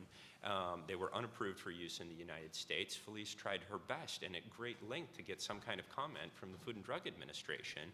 Finally, the next thing she knows, the Food and Drug Administration's putting its comment up online and saying, there you have it. That's after her story came out. It's just, it's unconscionable. It's just terrible. And my colleague Tim Wheeler, who's sitting in the audience with us today and helped organize this event, pointed me to a recently launched EPA mapping tool, which is providing information about enforcement of various regulations around the country, which is incredibly useful. But you should see the press release that accompanied this mapping tool. It's a great tool, but they really lean on this as, evidence that they've opened up government, and it's just simply not enough. It is a great tool. I actually It used, is, yeah, it's a I fantastic used it tool. today I don't when the mean to- chemical fire out in Texas. Yeah. To see. I don't mean to denigrate the tool, but look at how they use these things in their press releases to claim that they are. And let me take one quick issue before we go to Joe and Felice on your issue about social media and the Obama administration. Is that really fair to say it's better than previous administrations? I'm sure the social media is much better than the Fillmore administration, Yes. as is their internet access. True. Yes, we do have to recognize the fact that, in a lot of ways, Obama is almost the first modern president insofar. Of course, they said that about Bush. They I guess said that about they Clinton. said that about modern Bush. changes an awful lot. That's true. I mean, social media was there to be used under Bush, and he just didn't have the kind of savviness to use it to the extent But that it was. Obama But it has. wasn't mature either. It wasn't mature, no, and we certainly didn't have things like Twitter under Bush, which has But become Joe, such a I'm tool. sorry. Well, this is sort of related to, I agree 100% with Curtis and the people he cites that data access is not enough. But there was a fight a few years ago about access to the information about the safety of coal ash impoundments. And EPA did a survey of that, and for a while that information was kept quite secret, not necessarily at EPA's behest. Finally, EPA put it out, and I give them great applause for that. And so what it amounts to is a list of maybe 3, 4, 5 dozen coal ash dams that could fail almost as catastrophically as the one in Tennessee, or was it Kentucky? Anyway, my point is that now that stuff is out there, but I don't think there have been 30 or 40 stories about those specific impoundments and the specific communities that they endanger. And I think it might be that there's more data that you could write good stories about than we actually write good stories about. Because we forget about it? Well, because, And that's what or the maybe agencies count because on? local reporting is lost and gone and forgotten, like Tara, or I don't know what. But maybe there are no reporters to do these stories. There are no editors who want them or will spend the time on them. But they need to be done. Let's go to a question. You had a question over there? Paul back from the Project on Government Oversight. So I think we all understand that like one of the biggest issues that happened with this was with Jim Hansen and the way he was being cut off from talking by the NASA minders. And I remember the 60 Minutes interview where it shot from Jim Hansen to the NASA minder that was sitting in the chair right next to him with her arms folded and a big frown on her face when the camera panned over to her. But how far back does this really go? Because I remember when this happened, right, we're talking about now how Obama has sort of put what Bush started and sort of making it standard policy right now. But how far back does it really go? Like, because I remember when this happened with NASA, they were saying, well, this has always been our policy. And I mean, we all kind of understood what was happening with Bush at that time for a lot of science. It was just climate change, it was a whole host of issues with science. But was this happening also like under Clinton? When you go back to prior presidents? I mean, did this sort of start with Bush and now it's become, policy with the next administration? Like, how far back are we looking at? He covered Millard Fillmore, so. Actually, I was going to go to Joe, but Nancy, you've been doing this. I could tell you, I've covered Jim Hansen, and even when the Bush administration was so-called censoring him, I was able to talk to him, and so were others. So it's sort of selective. I've talked to a bunch of science policy professors who say there's, you'll see this science policies. Science has always been politicized throughout every administration since they've dealt with it. Yeah, I think the minders have always been there, but I think it's moving down into, away from those hot button big stories where, yeah, you're going to have somebody sitting in that 60 Minutes interview with Jim Hansen, to, even just a kind of plain old ordinary story where you really do, like Curtis says, wants to dig down. You got the data, you read the paper, but you need to have a conversation with a scientist. And perhaps that's a scientist who needs a PIO in the room to help him out. You know, there's always that possibility. But you always have that sense like, well, maybe not. Maybe that's not why this PIO is here. And why is that person here? So I do think it's getting worse. And I'll just say, I mean, this is secondhand because I haven't been in the business that long, but as far as I can tell from my reporting, the general consensus is that this started sometime in the 80s, actually under the Reagan administration, and a lot of reporters feel that there has been a sort of progressive tightening, and because one administration lays sort of the foundation for turning the screws for the next one, it just becomes easier and easier for each successive administration. So.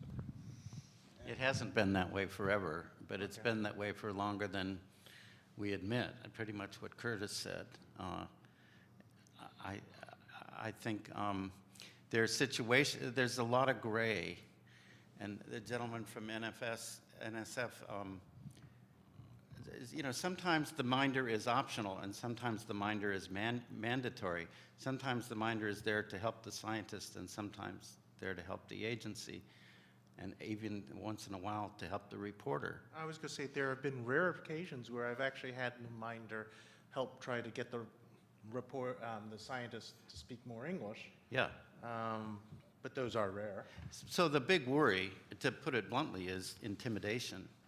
That to have the minder in the room and monitoring every word keeps the interviewee silent and puts fear into the interviewee that retaliation will occur if the wrong thing is said. And that's the gorilla in the room. And to go back to your Jim Hansen interview in 60 Minutes, I believe he talked about what the administration didn't want him to talk about, because if you know Jim Hansen, he is not intimidated. And if you know the public affairs person at GISS in New York, she's not trying to intimidate him. If they were trying to intimidate him, it would have been more people coming from Washington. That's just that situation. What about like during the acid rain, for instance? Like that was a political issue back. Was it going on during that? I don't know. That you predate us. Can I go to quick internet questions? And this is more Felice, because those of us watching on the web are noting, especially Robert McClure and Jim Bruggers of SCJ are noting that we're being overly beltway oriented, especially when we're talking about background briefings. So Felice, can you step us away from here? Give us the perspective of the outside the beltway reporters. What should we be doing in Washington differently to improve the situation we're in? We being the Beltway reporters? Yes. For the rest of us? Tell us, being the representative from those of us, for reporters outside the Beltway, tell us what we should be doing to train the agencies to do better, or are we doing it right? I don't know how to answer that, because I don't know exactly how you all operate and what effect it has on the rest of us. I don't know that it does. I mean, we're trying to press these agencies to treat everybody fairly, and not only, jump when the Washington Post calls and ignore, the Sacramento Bee. But I think I've thought more about what reporters who are out in the working for regional newspapers, what they should be doing, and the first thing they should be doing is not giving up, and because I have heard them say, I've heard more than one person say, oh, I don't even bother to call Washington because I don't have time, I have a deadline, I can't wait 3 weeks for them to get back to me. And my response is call them, follow up with an email, follow your email with a phone call, just keep on after them and insist that you get a response, and don't give up. Track what you do with them, write about how they handle it. I think the key thing is for people outside, we all care what Washington does, and it's not enough to just go to your local university or to your local health department person. We all have a responsibility to get after the people in Washington and demand responses from them.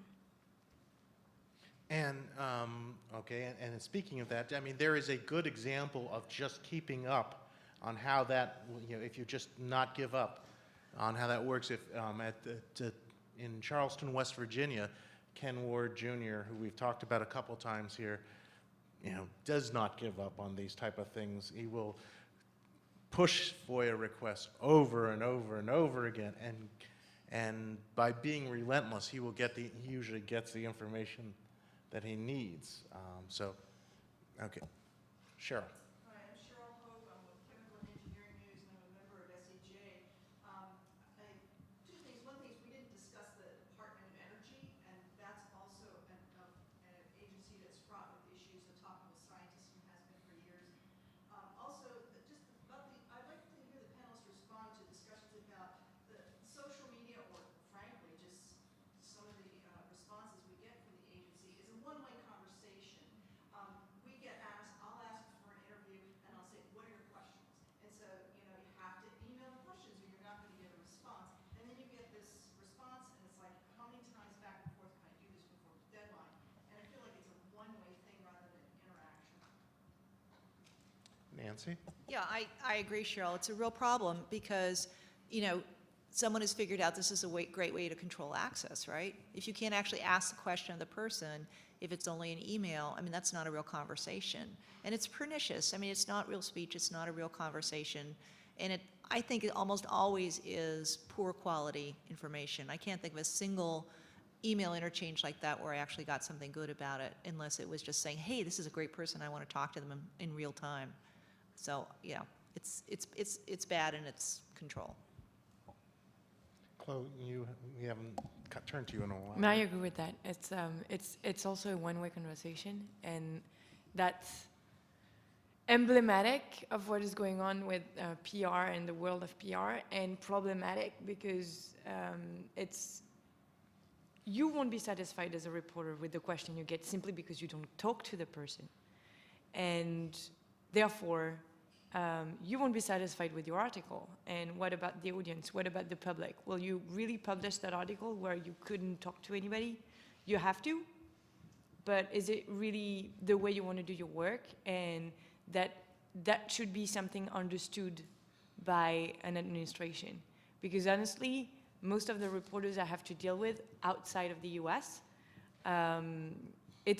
we all face the same problem, no matter the country. And except those top-ranked countries where there is a conversation, and most of it happens through social media, a lot of reporters, not only here but worldwide, have exactly the same issue on this, and it's really a one-way conversation, definitely. Okay, we only have 3 minutes left, time for one more question right here.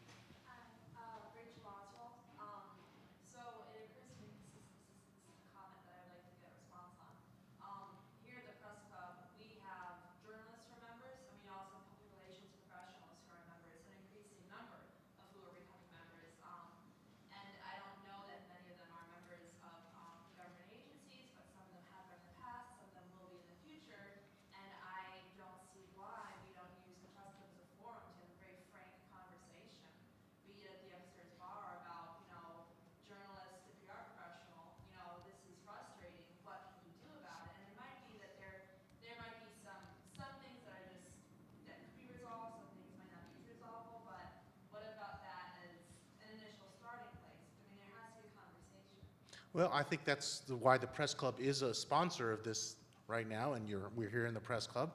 And I would love to ask our administration panelists that question, because we truly wanted this to be a conversation, not a rant. But I guess you have to have two sides, two ears for a conversation, and there doesn't seem to be someone on that end there. So let's end on that, because that's a good way to end. What can we do in just 10, 20 seconds each of us, starting with Felice, to improve the state we're in? I have to go first.